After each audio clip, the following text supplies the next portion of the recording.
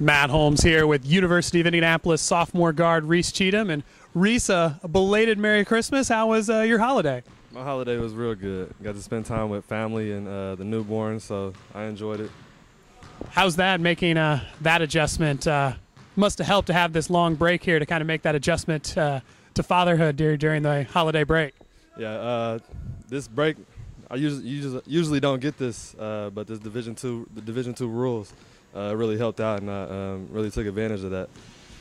How good was it to go into this holiday, 2 wins in Vegas, winning both those games and winning a pair of close games? Kind of how important was that to win games that you had to go down to the wire? They weren't blowouts, and you had to play a full 40. In the case of the St. Mary's game, a full 45 minutes. Yeah, those 2 games were real good for us. Played quality teams out there. Had a great time out there, good experience, and then best of all, had the 2 wins and got to come home on break off of 2 wins and got to enjoy that over break and come back with a little bit of momentum. Well, and you gave me a nice game note while we were out there. You remained undefeated going back to AAU. When those games got close, were you kind of like, well, man, I never lose in Vegas. There's no way we're going to lose these now? I really wasn't thinking about that during the game, but, you know, off the court while in Vegas and on the way to Vegas, I told the guys I'm undefeated in Vegas, and I don't want to mess that up. So 9 games in now to the re-beginning of your basketball career. You know, how do you feel the adjustment's been after, you know, we'll get into a little more, but, you know, playing 4 years of professional baseball to come back and playing basketball full-time? How do you think the adjustment's been? I think it was a pretty good adjustment. I'm still getting into things. I feel like I have a lot to improve on and a lot of ways to go, but I'm taking it all in stride. Actually, it's a blessing to be able to do this. It's not too many people that are able to do this, and I'm taking advantage of it and making the most out of it. What was the decision-making process for you to decide, you know, that you've kind of wrap up pro baseball and to come back and still have this opportunity to play college basketball? Well, it was first in my head when I was juggling in high school and college in JUCO, whether I wanted to do baseball or basketball. And when I signed my contract, it was in my contract that I could go back.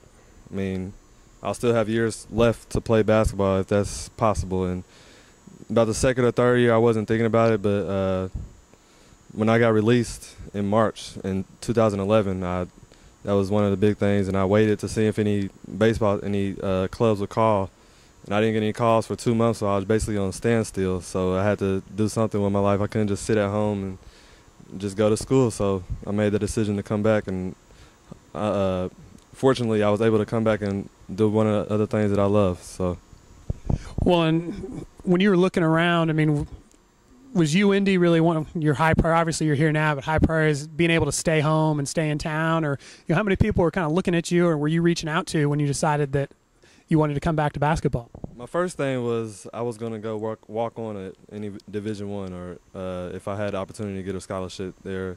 That was the first, but I went to the NCAA, and since I played that 1 year in junior college, I only had – you get 5 years of finish 4 once you start. So they told me I had 3 years Division II left, so Indianapolis was the first thing that came to mind, and that was the first people I got in contact with, a few people that I know, and came to a few open gyms, and that's basically where it started from there. Well, I know talking to Coach, he said that David Logan spoke very highly of you, and that Logan doesn't speak very highly of very many guys that they can play, and that really made an impression on Coach Girard, you know, for you as somebody to look at.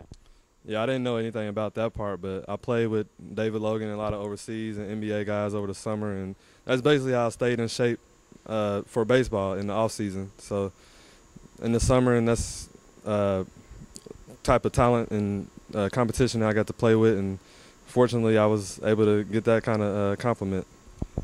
Looking ahead now, coming into the home stretch, obviously here, the main brunt of the season is going to start Friday right before the new year. You guys go up to Ferris State. This was just your second practice here today since coming back. How do you guys look? How's everybody's legs coming back, and what are you guys going to have to do to go up there to Ferris State and get a big in-region road win? I think we're getting off to a good start.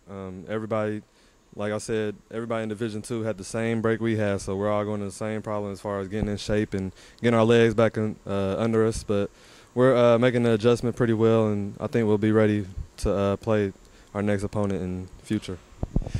It's got to help too to get a few more practices with the new guys, Cody Vest, Leland Brown. I mean, you guys had about one walkthrough and were able to win 2 games in Vegas.